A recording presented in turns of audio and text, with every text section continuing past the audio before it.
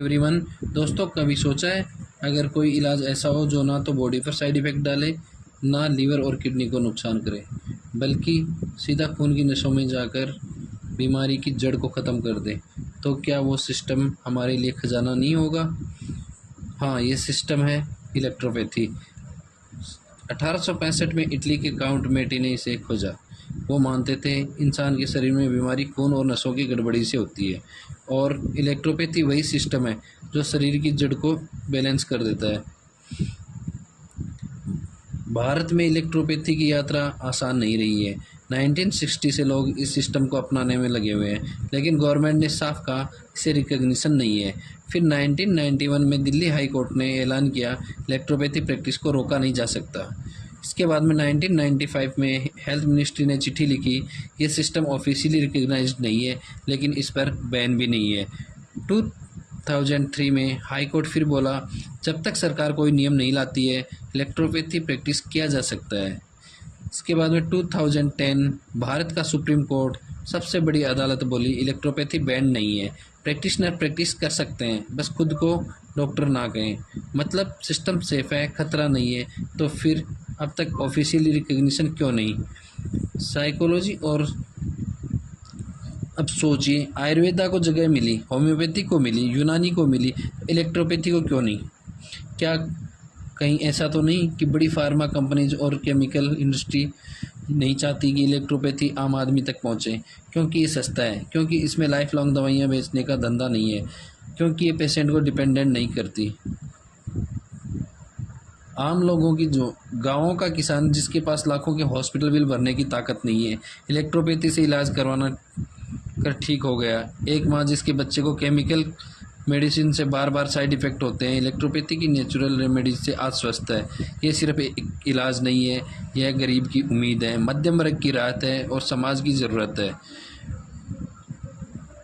इसके बाद में 2018 में राजस्थान प्रदेश में बीजेपी सरकार ने इलेक्ट्रोपैथी को रिकग्निशन दी थी। इसके बाद 4 साल तक कड़ी मेहनत के बाद में युग पुरुष डॉक्टर हेमंत जी सेठिया की मेहनत के बाद 2025 में एक एक्ट लेके आई गवर्नमेंट, और बोर्ड बना दिया गया, इलेक्ट्रोपैथी बोर्ड बना दिया गया, जिसके चेयरमैन डॉक्टर हेमंत जी सेठिया हैं। इसके साथ ही उसमें कई सदस्य नॉमिनेटेड किए गए।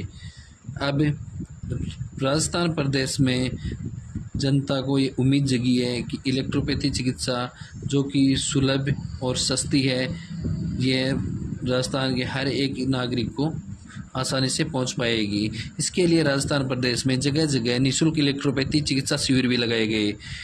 ये चिकित्सा शिविर बहुत दिनों से कंटिन्यू चालू हैं, जो कि कोरोना काल में भी लोगों की मदद के लिए बहुत से लोग आगे आए हैं।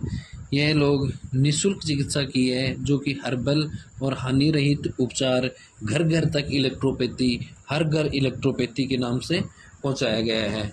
इसके अंदर सरकार अब जाकर इलेक्ट्रोपैथी से संबंधित शिक्षण संस्थान और बोर्ड से संबंधित रूल रेगुलेट करने का प्रयास कर रही है।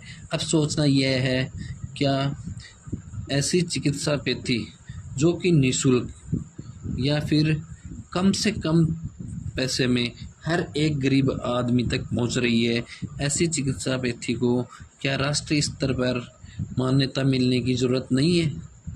क्या हर इंसान एक हानि रहित चिकित्सा पद्धति नहीं चाहता? क्या हर इंसान केमिकल फ्री चिकित्सा पद्धति नहीं चाहता? जब आयुर्वेद, यूनानी, होम्योपैथिक, स्वारिगपा, सिद्धा, इन नेचुरोपैथी, इन सब को मान्यता मिल सकती है, और प्रदेश और देश और प्रदेश हर जगह इनको मान्यता मिल सकती है, तो क्या इलेक्ट्रोपैथी को मान्यता क्यों नहीं मिल सकती राष्ट्रीय स्तर पर?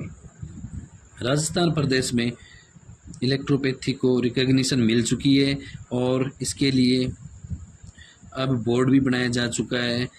राजस्थान प्रदेश में अब इलेक्ट्रोपैथी के रजिस्टर्ड चिकित्सक हो रहे हैं।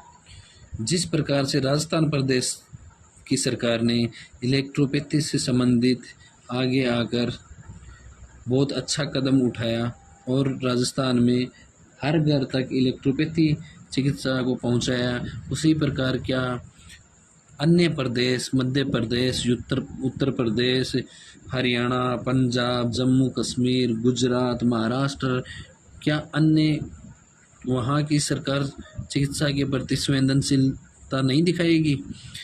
वहाँ की सरकार को भी चिकित्सा क्षेत्र में संवेदनशीलता दिखानी चाहिए तथा इलेक्ट्रोपैथी को रिकॉग्निशन करनी चाहिए, जिससे राष्ट्रीय स्तर पर होने वाले नेशनल रूरल हेल्थ मिशन या नेशनल हेल्थ मिशन, अन्य कई योजनाएं ऐसी हैं उसमें इलेक्ट्रोपैथी को भी लाया जा सके।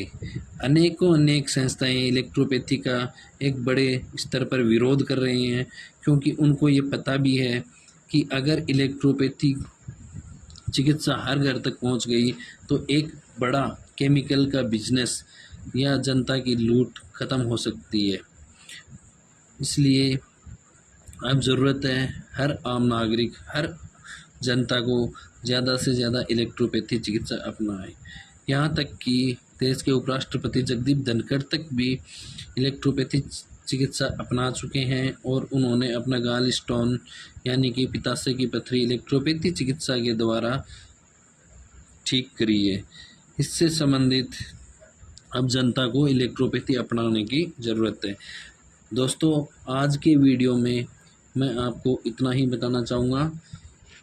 अब जल्द ही नेक्स्ट वीडियो को लेके आ रहा हूँ मैं आपके लिए इलेक्ट्रोपैथी से संबंधित दवाएं और बीमारी।